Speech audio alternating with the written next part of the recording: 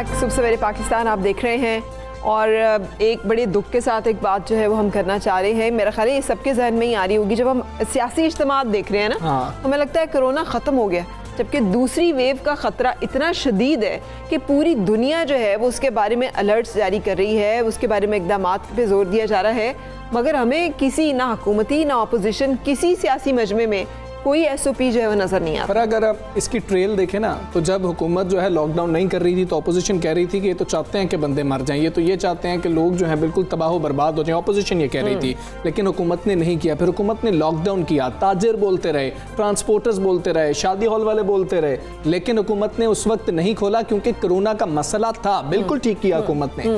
अब हुकूमत ने ही ये कहा कि दूसरी वेव का खदशा है। असद उमर साहब ने कहा कि हमें हो सकता है कि बहुत सख्त इकदाम करने पड़ेंगे अगर आपने एसओपीज पर अमल दरामद ना किया। फवाद चौधरी साहब ने यह मशवरा दे दिया कि मैं तो ये मशवरा दूंगा कि आप अपने जलसे जुलूस जो हैं कुछ अरसे के लिए मुलतवी कर दें क्योंकि कोरोना की दूसरी लहर का खतरा है। मगर हुकूमत खुद नहीं मुलतवी कर रही है, खुद जो हुकूमती इज्तिमात हैं, चले अपोजिशन को तो आप कहें, हुकूमती इज्तिमात जो है उसमें भी एसओपीज की धज्जियां जो है वो उड़ाई गई हैं। ठीक है कि हमारी बहुत तारीफ की वर्ल्ड हेल्थ ऑर्गेनाइजेशन ने की, वर्ल्ड इकोनॉमिक फोरम ने की, अभी रिसेंटली जो है आलमी बैंक के chief economist Lawrence H summer जो लैरी समर हैं, उन्होंने बहुत तारीफ की। उन्होंने कहा कि अगर पाकिस्तान की तरह हम भी इकदाम कर लेते तो हम भी 10 ट्रिलियन जो है वो बचा चुके होते, पैसे इतना डॉलर्स हमने बचा लिए होते।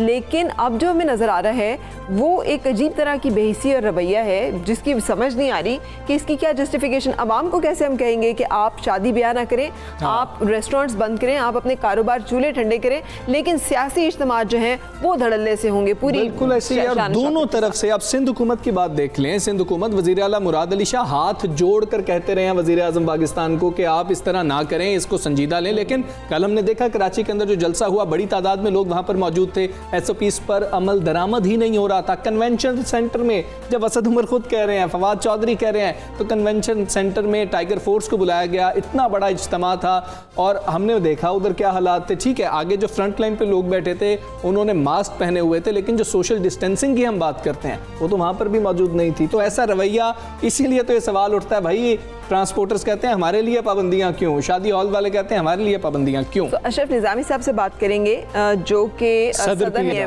पीएमए पंजाब। अस्सलाम वालेकुम अशरफ निज़ामी साहब, फरमाइएगा सर, ये जो हो रहा है जो सब कुछ, ये जो सियासी इज्तिमात की खास तौर पे हम बात कर रहे हैं और कोरोना की दूसरी लहर, तो ये सब अच्छा है, सब ठीक है? आपका बहुत बहुत शुक्रिया। देखिए जी कि आपने, मैं समझता हूँ कि बहुत अच्छा ये उन्वान चुना और it is the high time कि जब हम हुकूमती रवैये, अपने रवैये, मुआशरे के रवैये, इनको एड्रेस करें। आपने बिल्कुल अभी दुरुस्त फरमाया कि एक तरफ मतलब कराची के अंदर ये हुआ, फिर जो कन्वेंशन सेंटर के अंदर ये चीज़ें लगाई गई, ये सारी की सारी शाखसाने उस मतलब नॉर्मल बयानिए का कहने की खातिर जो हुकूमत ने बयानिया किया, हमारे प्राइम मिनिस्टर साहब ने ये बयानिया दिया कि हमने ऐसा कंट्रोल अच्छा कर लिया कि सारी दुनिया जो हमसे सबक सीखती फिर रही है। अब ये इंप्रेशन है खल्क़े खुदा के लिए, अवामुन नास की खातिर कि हमने कोरोना के ऊपर कंट्रोल हासिल कर लिया है। जब हमने कोरोना के ऊपर कंट्रोल हासिल कर लिया तो फिर कैसी ये सारे हिफाजती इक़दामात, एक मतलब नॉर्मल सा फिनोमेना मैं समझता हूँ कि लोगों के हद तक। अब अवामुन नास की तरफ से जो आपने साथ तो रवैया देखा ही देखा, लेकिन हुकूमती रवैये जो हैं कि जो बेसिकली मेरे नज़दीक समझता हूँ कि हुकूमत की जिम्मेदारी होती है कि हुकूमत ने जो है ये सारी इम्प्लीमेंट और अपने आप को एज अ रोल मॉडल पेश करना होता है। वेयर एज आपने दुरुस्त फरमाया कि कन्वेंशन सेंटर के अंदर, इससे पहले कन्वेंशन सेंटर छोटी बड़ी, फिर अभी हिज़्ब इख्तलाफ के जो जलसे जुलूस शुरू हो गए हैं उनके साथ इनके रवैये, मैं समझता हूँ कि हमारे जो लीडर साहिबान हैं ये नॉन सीरियस रवैया रखते हैं और फरोई किस्म का इनका सिर्फ एक बयानिए की हद तक इनके जरूर होती है, लेकिन जब कोई काम करना हो, जब किसी किस्म की ये कोई चीज प्रैक्टिकल अपनी तरफ से कोई शो करना हो तो गालिबन ये उसके अंदर हम लोग लैग करते हैं। That is one of the reason. और हम चूंकि परवरदिगार की खास हमारे ऊपर रही है करम नवाजी, और आप लोग इस चीज का सब दोस्त जो गवा रहे हो कि पाकिस्तान मेडिकल एसोसिएशन ने फरवरी, मार्च, अप्रैल और जिस तरह से हमने चीख के हमारी मतलब आवाजें नहीं निकलती थी कि जिस तरह से हमने लॉकडाउन और सारी जो दुनिया के अंदर एक काम, लेकिन सर अभी दूसरी वेव का खतरा, अभी दूसरी लहर का खदशा जो है वो बड़ा रियल है और अब तो पाकिस्तान में टेम्परेचर भी ड्रॉप कर रहा है। सो वो अब ये सामने आ गया, आज ही जापान की तहकीक सामने आई है कि हाथ पे जो है 9 घंटे तक सर्वाइव कर सकता है, और जो टेम्परेचर के साथ भी रिलेशन साबित हो गया है कोरोना वायरस का, कि सर्द मौसम में और ऐसी जगहों पे जो कि तारीख हो, जो कि सर्दियों के दिनों में होती है हमारे यहाँ पे भी ठंड, तो ये सर्वाइव कर सकता है ज़्यादा लंबे अरसे तक। तो ज़्यादा थ्रेट है अब तो असल चैलेंज तो अब है हमारे सामने, और हम इतने नडर और बेबाक हुए में हैं। आपने मेरे मुंह की बात छीन ली, जो कि मैं दूसरा आपके साथ यही शेयर करने जा रहा था कि अब जबकि दुनिया के अंदर सेकंड वेव के साथ है, इंग्लैंड हमारे साथ है, अमेरिका के लोग हमारे साथ हैं, हमारे हमसाया ममालिक हमारे साथ हैं, ईरान और इंडिया देख लीजिए। अब हम कल के खुदा से कोई अलग थलग नहीं है कि ज्योग्राफिकली के इस कोरोना वायरस ने हमारे साथ कोई वीजे लेके आने और फिर यहाँ पे काम करेगा। आपने दुरुस्त फरमाया कि जबकि ये सेकंड वेव का खतरा है, दुनिया के अंदर ही आ रही है, हमें तो ज्यादा एहतियात करनी चाहिए। Why we are asking for के हमारे ऊपर कोई ना कोई वबा बने। और दूसरी चीज मैं आपसे शेयर करूं मैडम कि हमारे यहाँ जो मार्च और अप्रैल के अंदर ग्राफ था, इन्फेक्शन रेट था, वो इससे कम था। अभी जो इन्फेक्शन आ रही है वो ज्यादा है। और दूसरा ये कि कहना कि सेकंड वेव इन पाकिस्तान, मेरी नजर के अंदर तो पाकिस्तान से पहली वेव भी खत्म नहीं हुई थी। ये अलग बात है कि हमने टेस्टिंग कम की, जब हमने टेस्टिंग कम की तो हमें पता ही नहीं चला कि कितने हमारे साथ मरीज हैं, और हमारी अभी भी कैपेसिटी जो जा रही है 23,000 28,000 इस किस्म की है। अगर हमारी टेस्टिंग कैपेसिटी बढ़ा दी जाए तो आपको मालूम होगा कि हमारे यहाँ केसेस इससे भी ज्यादा। अब बदकिस्मती ये है कि हमारे जो हुक्मरान है वो समझते हैं कि डेथ टोल हमारा कैसा है। अब डेथ टोल तो मेरे भाई नॉर्मल हेपेटाइटिस से 300 के करीब अफराद जो पाकिस्तान के अंदर जान से बाजी हार देते हैं। तो ये तो पैरामीटर रखना ही मैं समझता हूँ बड़ा एक गलत और डॉक्टर साहब, आप क्या देखते हैं जो आपके पास मरीज भी आते हैं, आम आवाम हैं, वो किसको ज्यादा फॉलो कर रहे होते हैं? जब किसको रोल मॉडल समझ रहे होते हैं? जब उनके सियासतदान कोई PMLN को सपोर्ट करता होगा, कोई वजीर आजम इमरान खान को पाकिस्तान तहरीक इंसाफ को सपोर्ट करता होगा, तो जब वो ये देखेंगे कि प्रेस कॉन्फ्रेंसेस करके हमें जो लोग कह रहे हैं कि कोरोना का खदशा है और वो खुद उस पर अमल नहीं कर रहे, तो क्या आप समझते हैं कि लोग अमल करेंगे? लोगों को फिर एजुकेट कौन करेगा अगर हमारा अमल ही ये होगा कि हम साथ साथ बैठे हैं, हम सोशल डिस्टेंसिंग नहीं कर रहे, हम बड़े बड़े इज्तिमात कर रहे हैं? आपकी बात 100% दुरुस्त है। हुकूमत जो है, हमारे जो हुक्मरान हैं, हुकूमत जो हमारे लीडर साहिबान हैं, हुकूमत हमारे मीडिया और हुकूमत हम डॉक्टर्स, प्रोफेशनल और कम्युनिटी को देखती है कि हम लोग कैसे हैं। हुकूमत उनको देखती है जो मुआशरे के अंदर कोई ना कोई अपनी वेटेज रखते हैं। और जब हुकूमत के और बाकी हमारे मुआशरे के अंदर वो लोग, मतलब I mean if you on media, if you show के सर्टन आपके प्रोग्राम्स होते हैं, मॉर्निंग शोज होते हैं, बाकी शोज होते हैं, और अगर आप मास्क, अब देखें कि मतलब क्या हुआ था अमेरिका के अंदर कि अमरीकी सदर साहब ने यही कह दिया कि जी जो फ्लू है वो ज्यादा खतरनाक है, ये तो पहनना ही नहीं चाहिए।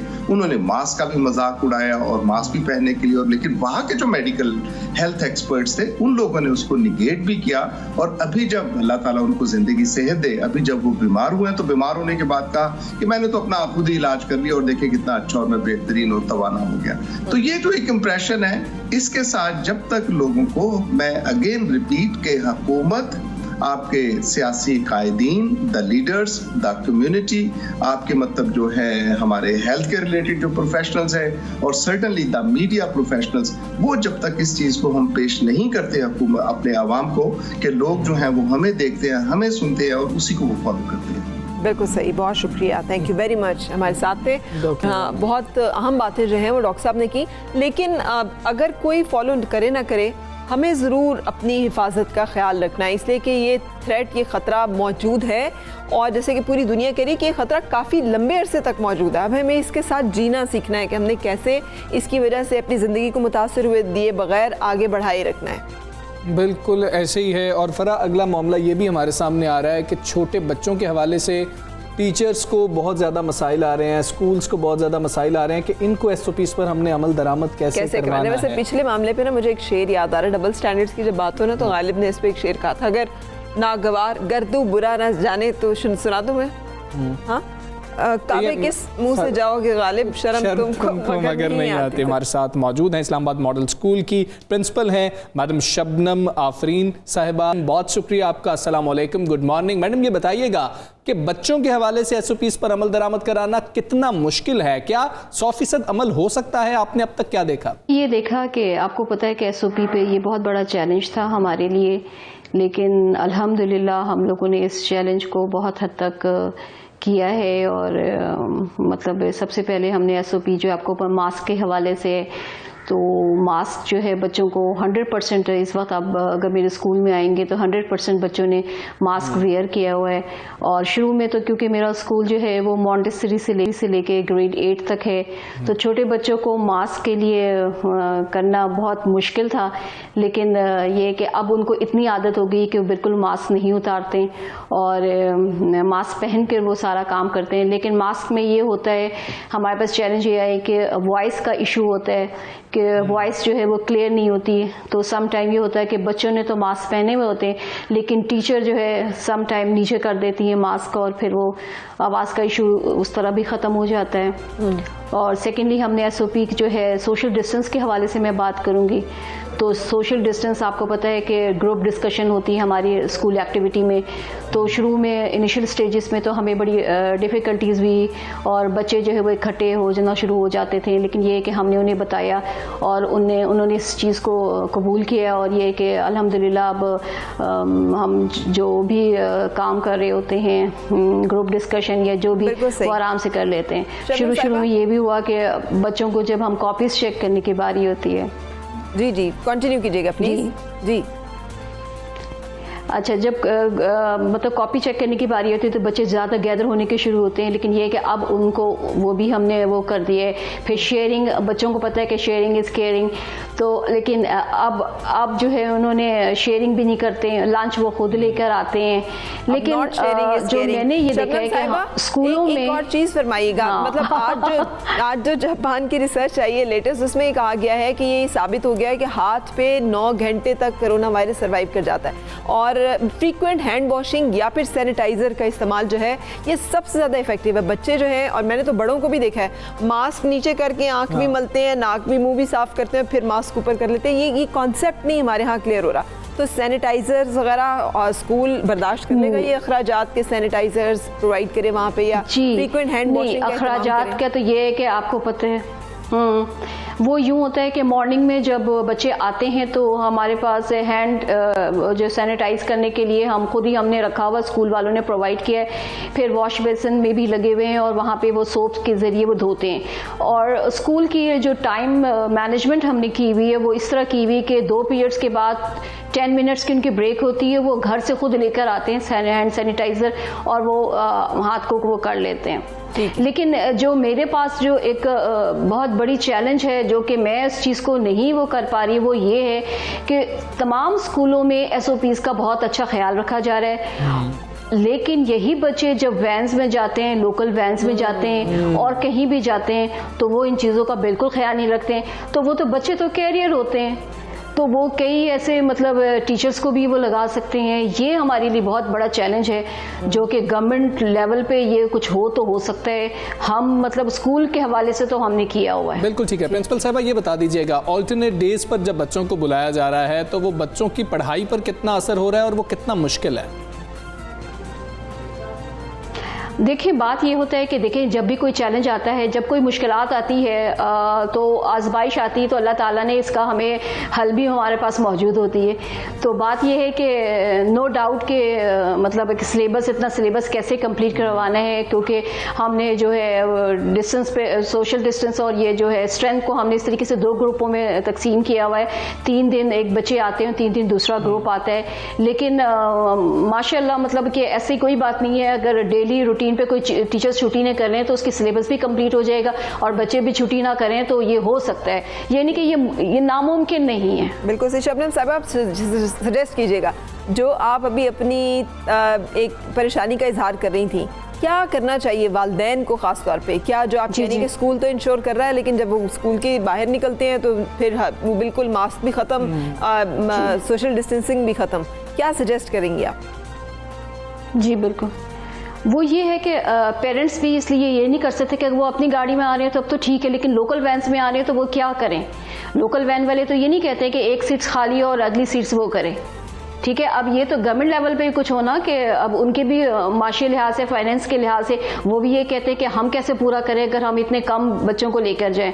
तो ये जो है ये फाइनेंस का कौन बेयर करे, पेरेंट्स बेयर करें या कौन करे? तो जाहिर है हर मतलब कि एक अच्छे मुल्क में जो है वो गवर्नमेंट ये चीज़ें करती है, तो गवर्नमेंट को थोड़ा सा बेयर करना चाहिए। जी ठीक है प्रिंसिपल साहिबा, बहुत शुक्रिया आपका, आप पाकिस्तान से बात कर रही थी। अच्छा, ये सब बड़े बहादुर लोग हैं। सो हमारे डॉक्टर्स, हमारे पैरामेडिकल्स, नर्सिंग स्टाफ, हमारी जो एजुकेशन से जुड़े हुए लोग हैं जो कि इस वक्त इस हर तरह की सूरत हाल में डटे हुए हैं अपने अपने फ्रंट्स पे। Hats off to you guys, you are really heroes, और हम आपको सैल्यूट करते हैं आपकी हिम्मत को। इस वक्त जो मैं बात करना चाह रही हूँ, ये लेडी हेल्थ वर्कर्स की बात करना चाह रही हूँ। ये बहुत तकलीफ दह बात है कि ख़वातीन हैं, उनके साथ बच्चे हैं, और 6 दिन से खुले आसमान तले, और इस्लामाबाद बाकी शहरों की तरह नहीं है, वहाँ पे सर्दी बढ़ चुकी है, वहाँ पे उन्होंने मतलब बच्चे बीमार भी होंगे, ख़वातीन बीमार भी होंगी, और एक मुझे नज़र नहीं आ रहा हुकूमत का उस तरह से एक रवैया या किरदार के वो इस बारे में कोई दिलचस्पी दिखाए। हालांकि कहा जा रहा है कि मुसलसल मुज़ाकरात किए जा रहे हैं और मुज़ाकरात कामयाब नहीं हो पा रहे हैं। वज़ीर दाखिला ने ये बात की, उन्होंने भी ये बात की कि जी कि हम जा रहे हैं, मैंने तो मिन्नत समाजत भी की है, उन्होंने कहा हुकूमत बात कर रही है लेकिन वो नहीं मान रहे। ऐसे मुतालबात हैं क्या? वो कहते हैं कि हम 5वें स्केल में आते हैं और 5वें स्केल में ही हम रिटायर हो जाते हैं, जब हम पोलियो जाते हैं तो हमें तहफ़्फ़ुज़ फराहम किया जाए। इस किस्म के उनके मुतालबात हैं जो सामने आ रहे हैं। उनकी सदर हमारे साथ मौजूद हैं लेडी हेल्थ वर्कर्स की रुखसाना अनवर साहिबा। रुखसाना साहिबा अस्सलामु अलैकुम, गुड मॉर्निंग। रुखसाना साहिबा, कहिएगा, हुकूमत कह रही है कि हमने वज़रा को भेजा मुज़ाकरात के लिए, लेकिन मुज़ाकरात कामयाब नहीं हो रहे, क्यों नहीं हो रहे? नतीजा क्या निकला है अब तक? नतीजा नहीं निकला। जितने भी वज़रा के साथ हमारे मुज़ाकरात हुए हैं वो बेनतीजा साबित हुए। हमारी तरक्कियाँ रोकी गई, हमारे लोगों का सर्विस स्ट्रक्चर नहीं बनता, हमारे लोगों को कोई अलाउंसेस नहीं दिए जाते, हमारे लोगों को पोलियो में सिक्योरिटी नहीं दी जाती। ये कैसे सिंगल का कानून है? और डॉक्टर यास्मीन राशिद साहिबा, अपने से बड़ों से इंसान पंगा लेता हुआ भी अच्छा लगता है। हम तो बहुत छोटे मुलाजमीन हैं, हमारे तो बहुत छोटे मसाइल हैं, हमारे तो छोटे प्रॉब्लम्स हैं। बड़ेपन का मुजाहरा करते हुए हमारे मसाइल आप हल करें, ना कि आप हमारे रिस्क की दुश्मन। रुखसाना अनवर साहिबा, ये जो आप मुखातिब कर रही हैं सूबाई वज़ीर सेहत को यास्मीन राशिद साहिबा को, क्यों सुनने में आया कि आपका कुछ उनके साथ इख्तलाफात हैं? क्या ये वजह है कि आप वफाक में धरना दे रहे हैं? क्योंकि मसला तो लेडी हेल्थ वर्कर्स का जो है ये सूबाई मामला है जब से 18वीं तरमीम के बाद खास तौर पे, और वफाक का भी यही मौक़िफ़ है, तो फिर धरना इस्लामाबाद में क्यों? 2.5 साल हो गए सूबों में मसला हल करवाते हुए, लेकिन कोई मसला हमारा हल नहीं हो रहा किसी भी सूबे में। इस वजह से हम विफाक में आए कि इमरान खान साहब को बताएं कि हमारे मसले हल नहीं हो रहे, आपकी हुकूमतें मसले हल नहीं करवा रही, तो हमारे मसले ठीक है। ये बता दीजिएगा कि क्या कुछ फैसला किया गया है कि अदालतों से भी रुजू किया जाएगा, क्योंकि 6ठा दिन है, मुज़ाकरात कामयाब नहीं हो रहे, या पहले किया गया हो? 2.5 साल से वो कह रही हैं कि मसला चल रहा है। ये हुकूमत इंसाफ का नारा लगा कर आई थी, तो इदारों ने लोगों से रिस्क छीनना शुरू कर दिया। हमसे रिस्क छीन रहे हैं, हम कहाँ जाएं? 18-20 हज़ार तनख्वाह है, वो भी डॉक्टर यास्मीन राशिद दुश्मन बनी हुई है, वो भी छीन रही हैं हमारे लोगों से।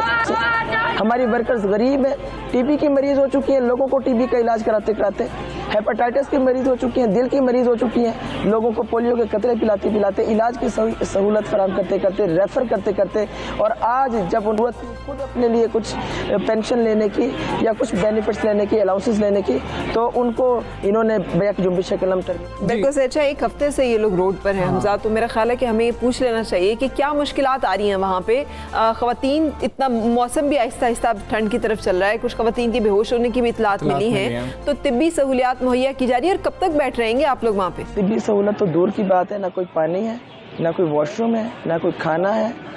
खुले आसमान के नीचे हम लोग रात गुजारते हैं, खुले आसमान के नीचे पूरा दिन गुजारते हैं। और हुकूमत वक्त की बेहिसी ये है कि किसी हुकूमती वज़ीर के पास, मुशीर के पास, और सबसे बढ़कर अमीरुल मोमिनीन इमरान खान साहब के पास वक्त नहीं है कि उनके शहर इक़्तिदार में ख़वातीन सड़कों पर बैठी हुई हैं। और मैं पूछना चाहती हूँ कि कैसे वो सुकून से बैठते हैं? क्या वो हमारे ज़िम्मेदार नहीं है? क्या वो हमारे हकूक़ की अदायगी के ज़िम्मेदार नहीं है? क्या उनसे नहीं पूछा जाएगा? वो अल्लाह पाक को क्या जवाब देंगे? किस बात की हमें सज़ा दे रहे हैं कि उनकी रियासत मदीना में हम इंसाफ मांगने के लिए उनके पास आए? इस बात की सज़ा देंगे वो हमें? मेरा ख्याल है कि इमरान खान साहब एक मरतबा इस्लाम की तारीख पढ़ लें तो हमें ज़्यादा तरद्दुद नहीं करना पड़ेगा। बहरहाल हमारा सब्र का पैमाना अब लबरेज हो चुका है, उतना ही हमारा ज़ब्त आज़माएं जितना हम रह सकें, ज़ब्त में रह सकें। डॉक्टर यास्मीन राशिद से वो खासा गिला कर रही थी। और अच्छा हमजा, मैं आपको बताऊं, ये हमारे यहाँ एक डिलेमा है, जिस्मानी काम करने वाले और जो बहुत लोग जो फिजिकल एफर्ट्स कर रहे होते हैं ना, हम उन्हें किसी भी स्केल पर एक महदूद स्केल में रखते हैं, उनको मरात, उनको वो सहूलियात, उनको वो उनकी जो ड्यू चीज़ें वो नहीं देते। यही तो मुतालबा है उन वफाकी मुलाजमीन का भी, जो कि अपने पेंशन और मरात के लिए मुतालबा कर रहे हैं कि अगर बाकी इदारों की आपने बढ़ा दी है तो हमारा क्या कसूर है कि हम सिक्योरिटी एजेंसीज में नहीं है या हम उन इदारों में नहीं है जहाँ पे लोगों को पकड़ धकड़ की जाती है, तो हम भी मुलाजमीन और महंगाई से मुतासर हैं। तो अब एक ब्रेक की जानिब चलेंगे, स्टे विद अस।